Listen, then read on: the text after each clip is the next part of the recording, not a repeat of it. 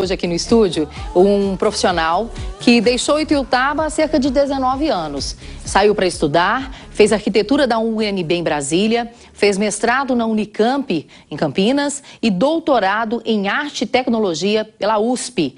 E ele hoje nós recebemos aqui e tem toda uma história do Edgar Franco, artista multimídia, até então uma profissão nova para o Brasil, né? Pelo menos a área de atuação muito ampla e que às vezes não é tão bem explorada no nosso país, mas que fora daqui, nos Estados Unidos, quando vocês começarem a ver os desenhos dele aí, vai ver que ele faz algo, ele faz um tipo de arte que nós conferimos muito nos filmes de ficção.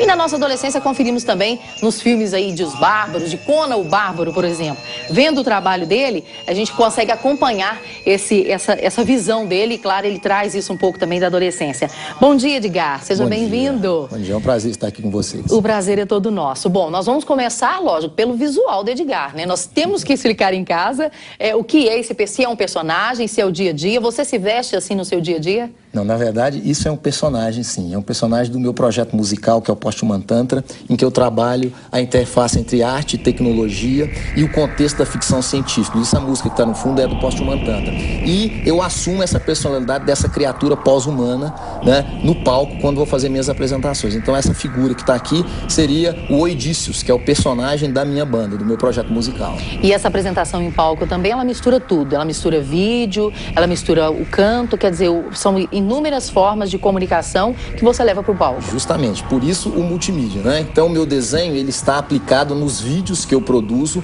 para essas apresentações ao vivo, e eu tenho algumas aplicações também multimídia. Então, eu uso realidade aumentada. Então, durante a apresentação, em alguns momentos eu me transformo numa das minhas criaturas. Tem uma aplicação que a gente chama de Face Detecting, em que o computador visualiza meu rosto e as pessoas me veem no telão com a cara de uma das minhas criaturas. Seria uma transformação. Isso, uma transformação. Como os meus universos de ficção científica, eu trabalho esse futuro hipertecnológico, né, da mistura entre homem, máquina e biotecnologia, eu me proponho nas minhas apresentações, de forma ficcional, a me tornar uma dessas criaturas. No Brasil hoje, como está o mercado da multimídia, esse segmento que são os desenhos com que você trabalha, como que você vê isso para falando em futuro, você que está também numa faculdade em Goiás, né, sendo professor, ilustração, desenho, pintura, aqueles jovens que gostam, isso despertou em você desde cedo? Você sempre gostou de desenhar? Como é que surgiu isso? Sim, ó, a história minha é o seguinte, paixão por história em quadrinho. Meu pai, desde pequeno, me dava gibis e eu comecei muito cedo a ter prazer e uma relação muito íntima com o desenho. E com isso, eu, na hora de me optar por uma faculdade, acabei fazendo arquitetura e acabei caminhando pelo universo da arte.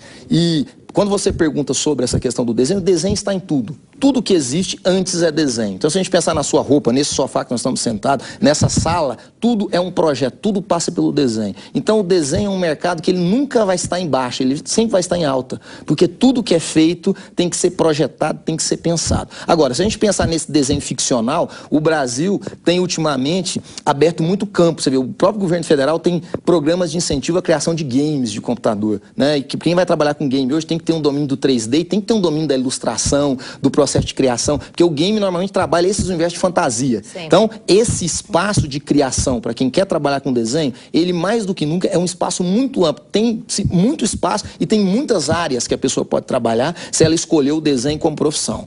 Web art também é um segmento aí que às vezes o pai pensa, meu filho gosta de desenhar demais, mas não leva muita fé nisso, não tem muito futuro. Pelo contrário, é um mercado muito interessante, de muita criatividade e muitas vezes onde a pessoa pode soltar e ser feliz naquilo que faz, né? Com certeza. Isso é muito importante que você está falando. Eu acho que normalmente quando a pessoa mais nova, mais jovem, ela desperta o interesse pelo desenho, eu acho que os pais têm que incentivar muito. Porque como eu estou dizendo, levar a sério. Porque como eu estou dizendo, né, tem-se às vezes aquele preconceito, a arte não leva a lugar nenhum, bobagem. Existem muitos caminhos em que o desenho pode te levar. Você está dizendo da questão da web art. A web art hoje, a internet hoje é um universo amplo, né, e restrito também de criação. E todo site que você navega, ele tem que passar por um web designer, alguém que tem que pensar aquele espaço de navegação. E isso envolve um conhecimento amplo das questões do desenho, das questões da ilustração, das questões da composição. Então, é um novo universo a internet também, importantíssimo e riquíssimo para a atuação de profissionais da área do desenho.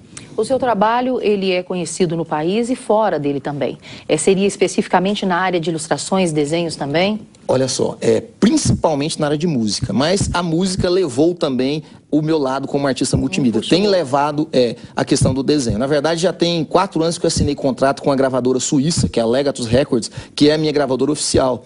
Então, eu já estive na Suíça uma vez, inclusive, no ano passado, para fazer a masterização do meu último CD. Já lancei 2 CDs para essa gravadora e agora tenho a perspectiva desse ano ainda eu fazer uma turnê, né, com essas minhas apresentações multimídias na Suíça e na Alemanha. E eu também trabalho com ilustração de capas de discos, já fiz mais de 100 capas de disco e pelo menos a metade dessas ilustrações foram feitas para bandas do exterior. Sempre bandas musicais que estão relacionadas com essa minha estética, né? Então a estética do heavy metal, da música progressiva, e eu sou muito procurado também como ilustrador para trabalhar com essas bandas. Vamos conhecer então agora um pouquinho dessas ilustrações, para o Edgar falar para a gente a questão da criação, de onde surge. Essa aí é uma foto de você no show, nessa onde você utiliza música e imagem também para poder levar essa imagem. Essa aí, bem colorida, né? Tem todo um universo sempre essa coisa de universo, é uma figura, né? Essa ilustração mostra, inclusive, uma cópula pós-humana. São 2 criaturas pós-humanas,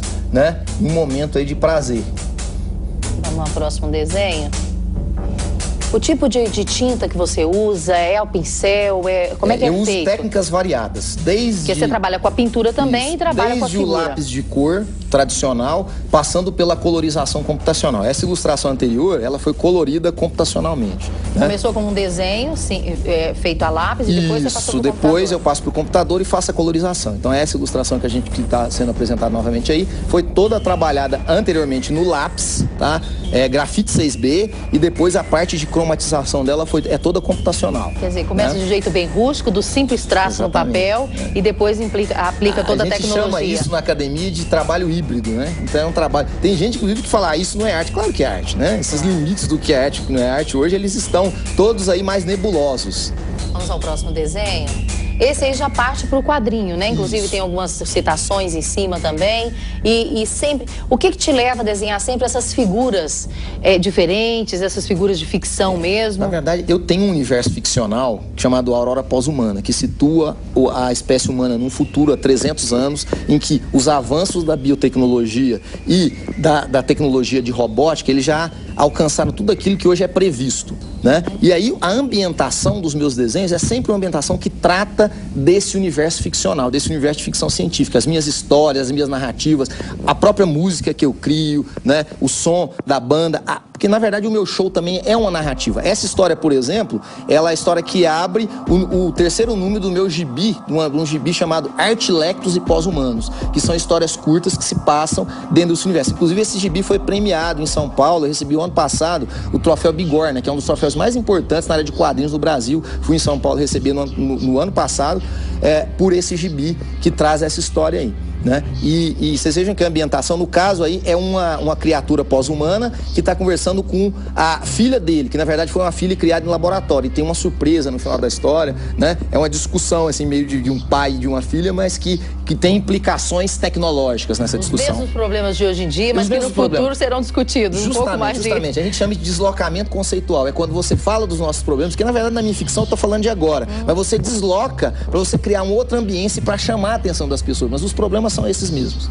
Tá certo. O próximo desenho, esse aí traz 2, 3 figuras de uma só. Essa história é curiosa vocês terem escolhido essa imagem, porque ela é uma história que também é uma história de futuro, tal, que fala eu fiz em homenagem aos 500 anos do Brasil, e eu faço referência a diversos artistas brasileiros usando trabalhos dele como personagem da história. Então ali, por exemplo, aquela imagem que são as últimas pessoas que sobraram na Terra é uma pintura do Portinari, Os Retirantes, que eu usei como referência. E embaixo tem aquela figura lá, que é a figura de um dos profetas do Aleijadinho, que é um dos extraterrestres da história. É um trabalho que eu usei referências da cultura e da arte brasileira para estar desenvolvendo. E nesse caso, é colorido com lápis de cor, bem tradicional mesmo. Coisa legal, muito bom. Muito bom. Essa referência também a artistas, né? Isso é muito importante, porque você leva a quem não conhece essa possibilidade e traz para sua arte também aqueles que gostam desses artistas. Quer dizer, uma troca muito boa, que não fica simplesmente fechado no seu mundo, né? Ou a pessoa se fecha no mundo dela e desenha para ela. Não, você procura levar isso também às outras pessoas, e a arte é isso, né? Não fazer arte para você, mas para poder ter uma referência aos outros. Eu acho que a gente vive hoje num mundo múltiplo, e as múltiplas formas de expressão, né? Elas estão... Antigamente existia uma resistência a algumas formas de expressão que eram consideradas menores, como a história em quadrinhos. Hoje não. Hoje essas histórias estão ganhando status de arte. A história em quadrinhos é a nona arte. E muitos outros meios, né? O mestrado, que agora é um programa de doutorado também, onde eu dou aula lá e oriento trabalhos de mestrado e doutorado lá na Universidade Federal de Goiás, a gente trabalha a cultura visual. O que seria a cultura visual? Seria uma visão mais ampla da arte. Em que sentido? Que essas manifestações anteriormente consideradas como menores, como o artesanato, como as histórias em quadrinhos, elas também são consideradas arte. E elas também merecem um estudo complexo delas como arte. E que as pessoas possam a ter mais acesso também, né? Que às vezes por esse rótulo, por um preconceito, ou até mesmo a falta de interesse por às vezes não considerar uma grande pintura em um quadro, e as pessoas às vezes se encontram nesse artesanato, nessa possibilidade, uma nova forma de vida, uma forma de terapia, o que é mais importante, porque todas as pessoas que nós temos contato e que trabalham aí com o bordado, com a pintura, em tecido mesmo, o mais rústico possível, ou até mesmo na cerâmica, eles falam muito disso como forma de terapia, de momento de reflexão, de um momento de estar ali com ele mesmo e não ter influência de nada a mais. Então, como terapia também, às vezes você começa nessa possibilidade e aí depois você se descobre um artista. Alexandre, o negócio é o seguinte: nós como seres humanos temos a necessidade de nos expressarmos. Todos nós precisamos nos expressar. Só que nós vivemos num mundo que ele, depois do desenvolvimento do capitalismo, do industrialismo, né, nos ensinaram que nós temos que ter uma profissão, nós temos que nos apegar nessa profissão e nós temos que nos desligar desse lado criativo. E muitas profissões, elas não têm essa criatividade. Elas são simplesmente a repetição de alguma coisa contínua, né, sem que o ser humano tenha que criar. E para mim, a coisa mais profunda e que nos diferencia do restante dos animais, que nos coloca como criaturas especiais nesse planeta, é justamente essa capacidade de criar, de gerar o novo. Por isso é muito importante que as pessoas criem, né? E mesmo essas pessoas que às vezes se perderam no caminho e quando eram na infância gostavam de desenhar, gostavam de tocar, eu sempre digo o seguinte: volte a tocar, volte a desenhar, volte a se expressar, redescubra a expressão, porque a autoexpressão ela traz equilíbrio. Antes de qualquer coisa, ela cura. Quando você se expressa, você se cura, sabe? Eu sou adepto de que a arte é uma forma de terapia, e não só. A arte pode curar em todos os sentidos.